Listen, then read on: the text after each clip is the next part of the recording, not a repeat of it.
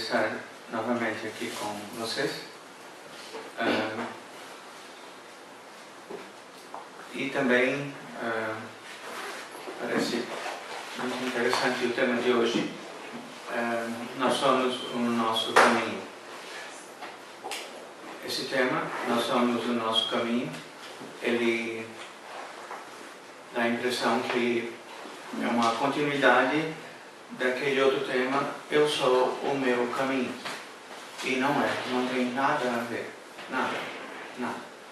São experiências completamente distintas entre eu ser o meu caminho e nós sermos o nosso caminho. São coisas completamente distintas. Se alguém quisesse usar uma metáfora, quando pela primeira vez eu fui incitado a que eu fosse o meu caminho, eu comecei a imaginar, como eu nasci no mato, entrar numa selva, ainda virgem, e apenas com foice e facão e abrindo o caminho. Aí caminha em quilômetros, 5, 10, como eu fiz realmente. Eu estou abrindo o meu caminho.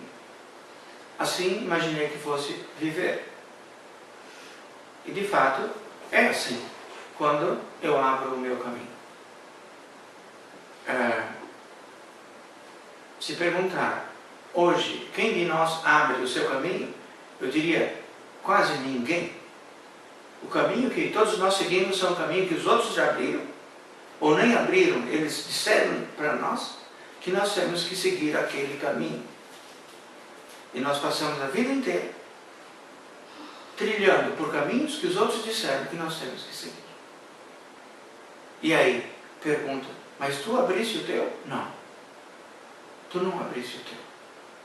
Então, lamento dizer, não valeu a pena tu teres nascido. Não, ainda não. Nascer significa ter a oportunidade de começar a abrir o seu caminho. Quando a gente se pergunta, mas como é que eu faço para começar a abrir o meu caminho? E a resposta é imediata. Tu sabes quem tu és? A maioria das pessoas nasce e morre e nunca se pergunta quem ela é. E o que ela quer, e o que ela escolhe ser na vida. Não profissionalmente, em termos de evolução espiritual. Então, ela nasce e morre e não sabe quem é.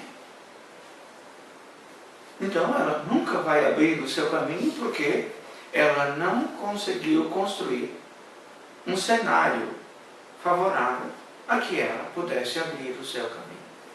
E hoje, na nossa sociedade, é muito difícil, ainda, as pessoas abrirem os seus caminhos. É muito difícil. Até eu estava hoje olhando um pouco de novo aquele, faz muito tempo que eu havia olhado, Zeitgeist. É um filme com o título O Espírito do Tempo. E nesse filme, o Espírito do Tempo, ele é contundente nesse aspecto. Por quê? Porque ele começa falando, por exemplo, das religiões, que as pessoas todas, na grande maioria, têm a sua religião. E seguir uma religião significa que tu não tens caminho próprio. O teu caminho é o caminho que os outros disseram que tu tens que ser. Daí a gente precisaria dizer, bom, quem são esses fundadores de religiões? Foi Jesus Cristo? Não, ele não foi. Jesus Cristo não era cristão. Ele jamais queria uma coisa dessas. Foi Buda? Não. Buda não era budista? Ele jamais quereria uma coisa dessas. Maomé? Também não. Ele jamais queria uma coisa dessas. Todas as pessoas que de algum modo são acusados, ou eu falo acusados porque é uma coisa grave, de fundar uma religião, elas não fizeram isso. Por que não? Porque no momento em que alguém diz uma coisa dessa, que tem que seguir o outro, o meu caminho fica perdido. Eu não abro mais o meu caminho. Então, essa questão de não ter religião é fundamental. É a coisa mais basilar. Não só não ter religião, eu diria, não ter nada que tire a mim do meu centro. Como, por exemplo, alguém gosta muito de um time de futebol. Ele gasta todas as suas emoções no time de futebol. Bom, entre um time de futebol e uma religião não muda nada. Porque o caminho dele também não é dele, é do time de futebol. Ele gosta daquilo, ama aquilo e segue aquilo. Não muda nada. Ele continua sem caminho. E assim, é religião, é futebol, é tudo que a gente pode imaginar que tira o sujeito do seu centro, impede de ele ser o seu caminho. Por que estou agora dizendo isso? Porque para que nós possamos sermos o nosso caminho, cada um precisa ser o seu caminho antes disso.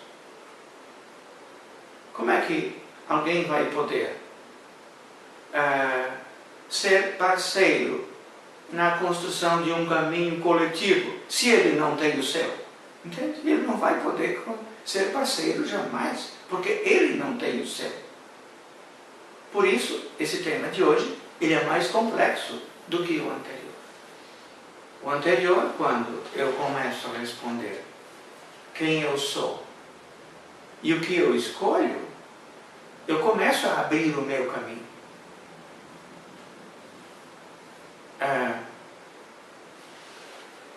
Quando vejo atualmente crianças em tenra idade não se deixando mandar, no sentido de elas terem um gosto próprio, elas terem opinião própria, elas terem clareza sobre o que elas querem.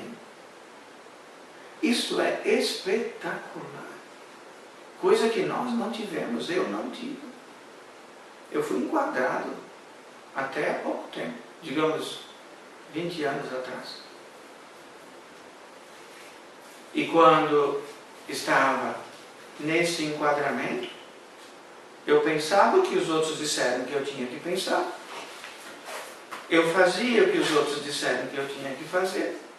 E eu mesmo. E isso na religião, na academia científica, em todos os lugares. Hoje eu mando a ciência, não passa de um cocô. Por quê? Porque eu descobri a limitação que ela tem. A epistemologia científica não consegue quase nada em termos de compreender o mistério que é um sujeito, que é o ser humano, que é o cosmos.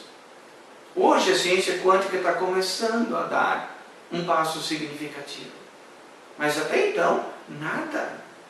Porque ela ficava totalmente dentro da objetividade, chamada de objetividade e racionalidade científica, que é o quê? Que é transformar tudo em objeto. Porra, mas a minha alma não é objeto. A tua não é objeto. Como é que a ciência vai chegar aí? Deus não é objeto e contudo tem teologia. Que transforma Deus num objeto. Claro, é uma ciência a priori, é um objeto antes do... A priori quer dizer, não dá para pôr Deus num laboratório e fazer experimentos com Deus. Não dá. Por isso é uma ciência antes da experiência. E o nome disso é a priori. Mas a teologia não passa, como eu sempre tenho dito, de gaiola para aprender Deus. Teologia não passa de gaiola. Gaiola para aprender Deus. Através de quê? De argumentos racionais teológicos. Mas que absurdo! Que absurdo! E até agora nós vivemos assim, com esse tipo de ciência. Mas por que não me deixam então, não deixam as pessoas correrem à vontade, serem livres para descobrirem as coisas? Não, até agora não podia. Não podia. Não podia porque tudo estava no seu lugar, tudo estava organizado, perfeito, bonito e acabado.